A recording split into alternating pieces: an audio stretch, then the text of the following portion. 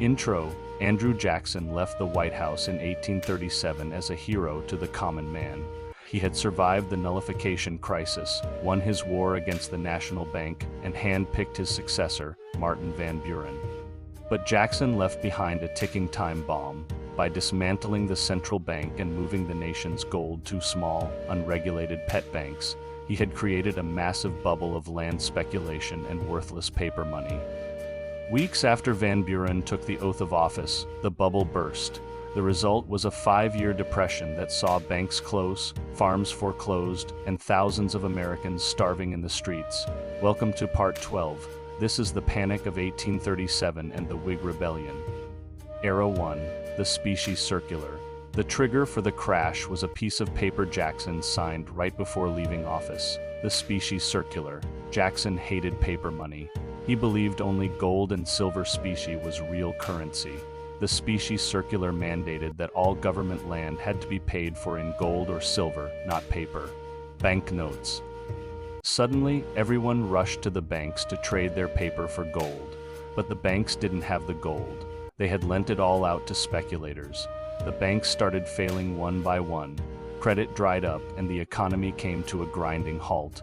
Jackson lit the fuse, but it was Van Buren who got caught in the explosion. Era 2. The 5-year depression. Martin Van Buren was a brilliant political strategist, but he was a terrible crisis manager. As the depression deepened, he stuck to his laissez-faire guns, believing the government shouldn't interfere with the economy. While he sat in the White House eating off gold plates, the American people were suffering. Prices for cotton plummeted, which devastated the South. Factories in the North shut down. In New York City, mobs broke into warehouses to steal flour because they couldn't afford bread. It was the worst economic disaster the country had ever seen, and the public blamed the man at the top. Era 3. The Log Cabin Campaign. Jackson's enemies finally saw their chance. A new political party emerged called the Whigs. The name was a direct insult to Jackson. In England, the Whigs were the party that opposed the king. They called Jackson King Andrew and campaigned against his tyranny. In 1840, they stole Jackson's own playbook.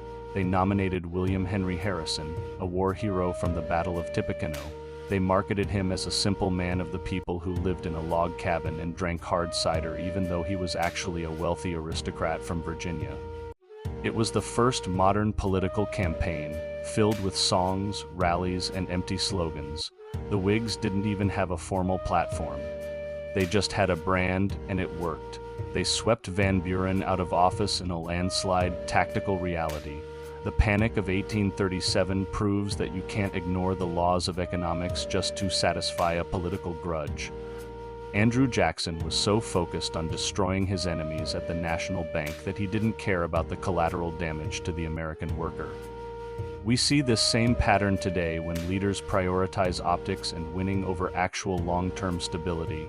Whether it's the refusal to address the national debt or the failure to reform our broken veteran support systems, the bill always comes due, and when it does, it isn't the politicians who pay it.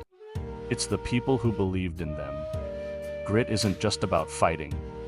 It's about having the foresight to protect what you've built. If you want the unfiltered truth and tactical lessons from history, join the Veteran Perspectives Substack. Join the platoon, link in the description.